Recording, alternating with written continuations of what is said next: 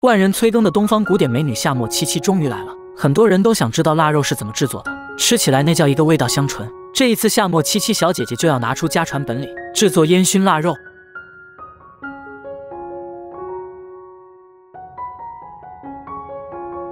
当然，有了腊肉的存在，香肠自然是必不可少的。另外还有用腊肉香肠制作的各种美食，而最让人惊喜的是，小姐姐竟然还做了金包银猪肝和银包金猪肝，这操作简直是秀翻了。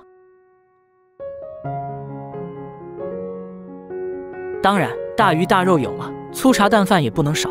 在生活富足的时候，夏末七七小姐姐还忆苦思甜，回忆起儿时贫穷却快乐的生活，做起了那时候常吃的玉米饭。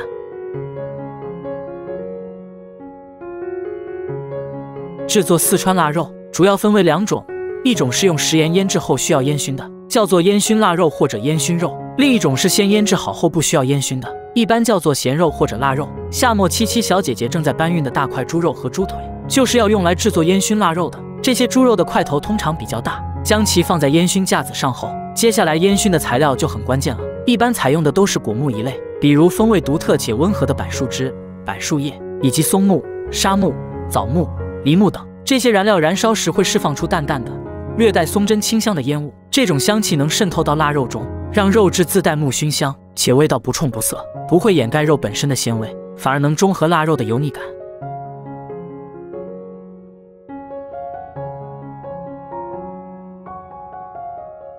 能看得出来，夏末七七小姐姐主要用了松木以及一些果木的树叶，燃烧出来的大量烟雾被笼罩在木板之中，持续烟熏着腊肉。烟熏好后的腊肉看起来颜色十分漂亮，表皮通常是均匀的琥珀色或深棕红色，带着一层薄薄的、微微泛光的油润感。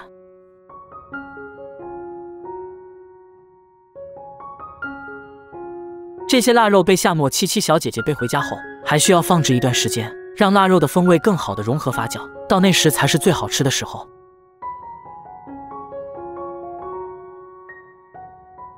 至于旁边的五花肉、腊肉和香肠，则是没有经过烟熏的，这是7、8天前夏末制作的。对于这种不需要烟熏的腊肉和腊肠，腌制料非常重要，不仅要将香料炒制一番，还需要将其研磨后和食盐混合，再均匀地涂抹到猪肉上。通常用到的香料有八角、桂皮、花椒等等。至于香肠，是采用肥瘦比7:3或者8:2的肥瘦肉切块，再加入食盐、冰糖、花椒、辣椒、五香粉等各种腌制料混合均匀，最后灌入猪小肠制作而成的。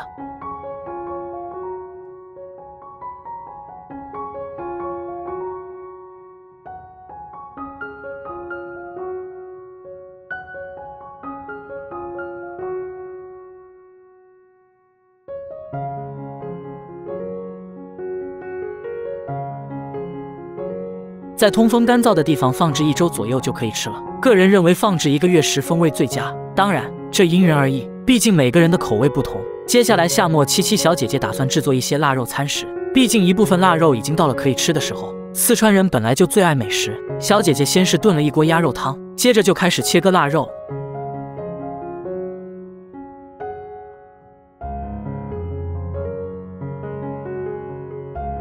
腊肉一般不直接烹煮，而是需要用炭火灼烧一番，这样不仅能激发香味，灼烧时还能对表层进行高温杀菌，后续浸泡清洗也更方便。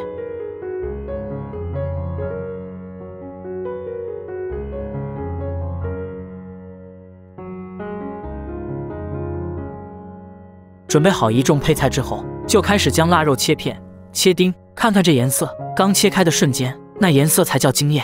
切片时能清晰看到肉质的纹理。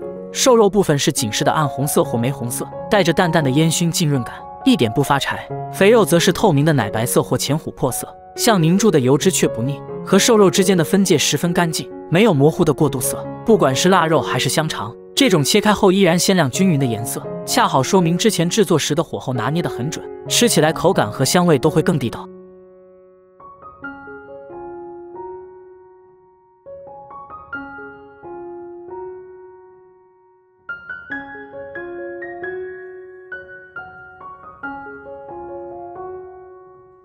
不一会儿，夏末就先完成了腊肉丁炒豌豆，红白青绿相间的颗粒堆在盘子里格外显眼，每颗肉丁都裹着淡淡的烟熏香气，太诱人了。而烹煮好的香肠和腊肉也十分惊艳，浓郁的香味加上肥瘦相间的纹路，让人忍不住食指大动。不过夏末七七小姐姐还没开动，火上还在制作腊肉双拼煲仔饭，手里还在用玉米面制作玉米窝窝头。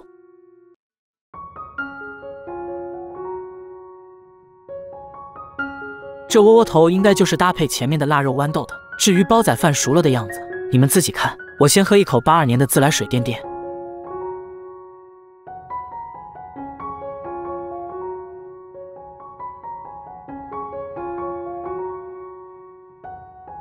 再看看玉米窝窝头，好家伙，似乎隔着屏幕都闻到了玉米面的香味。夏末小姐姐的厨艺是真厉害。后面还做了辣椒炒腊肉，甚至还有竹笋炖腊肉。不说了，越说越饿。这么多菜看的人眼花缭乱，你们想细看的，自己去夏末七七那里看。我再喝一口82年的自来水撑一撑。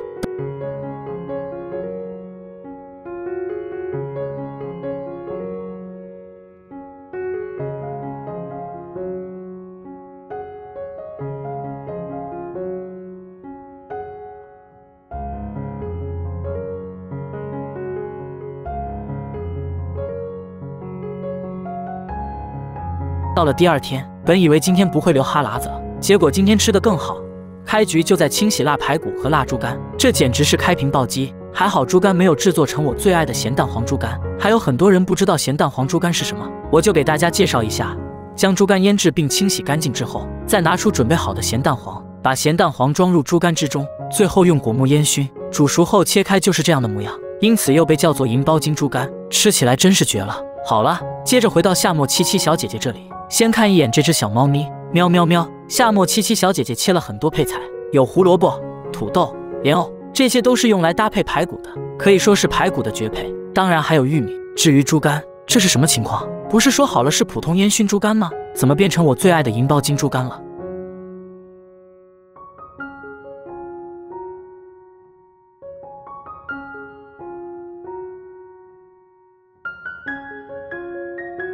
我的天啊！竟然还有金包银猪肝！金包银猪肝的做法和银包金类似，不过是把咸蛋黄换成了肥肉。我这不争气的嘴，老是流口水。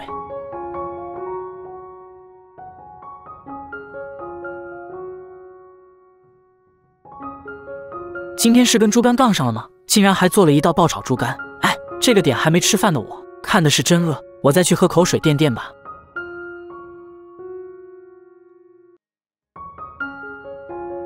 行了，吃不到没关系，那就来看看夏末七七小姐姐干活。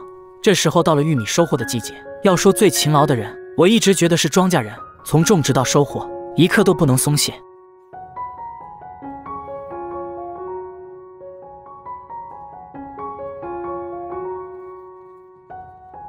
即便是收下来的玉米，还得防备老天突然下的大雨。你看夏末忙得赶紧去盖玉米，等玉米晾晒到可以脱粒的时候。现在还好有脱粒机器处理，以前可是要手工脱粒，又慢又累。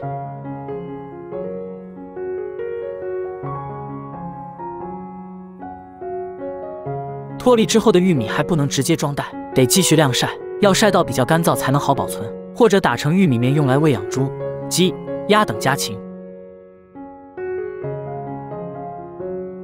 其实，在几十年前，那时候生活比较穷，玉米面里比较细的部分还是人们的食物，而在古时候，很多人连玉米都吃不上。不得不说，现在的生活是真的好了，平安、富足、健康就足够了。夏末小姐姐说要制作一道小时候吃的美食。那时候家里比较穷，有时候大米不够吃，妈妈就会用细细的玉米面搭配大米制作玉米饭。今天她要忆苦思甜一番。不过话说回来，你忆苦思甜就忆苦思甜，拉出腊猪脚算怎么回事啊？搞得看视频的大家又忍不住流口水了。毕竟要说腊肉中最好吃的部位，腊猪脚和腊五花肉绝对能排进前3。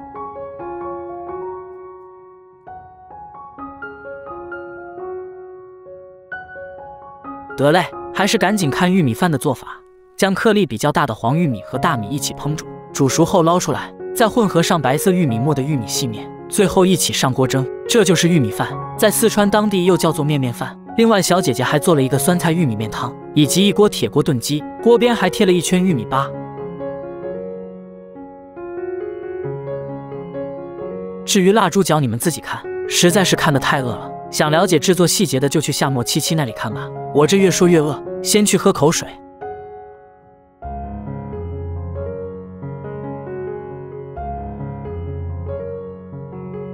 好了，回来看看玉米饭，至少这个我看着不饿。人间一碗饭，最是抚人心，这话太戳人了。尤其是配上腊猪脚、铁锅炖鸡和玉米粑粑，还有满桌子的美食。腊猪脚炖的软糯，鸡肉鲜的暖心，玉米粑粑还带着焦香，就着白米饭下肚，满是烟火气。原来生活的安稳，从来都藏在这热乎扎实的一餐里。最后，我饿了，我要吃饭去了。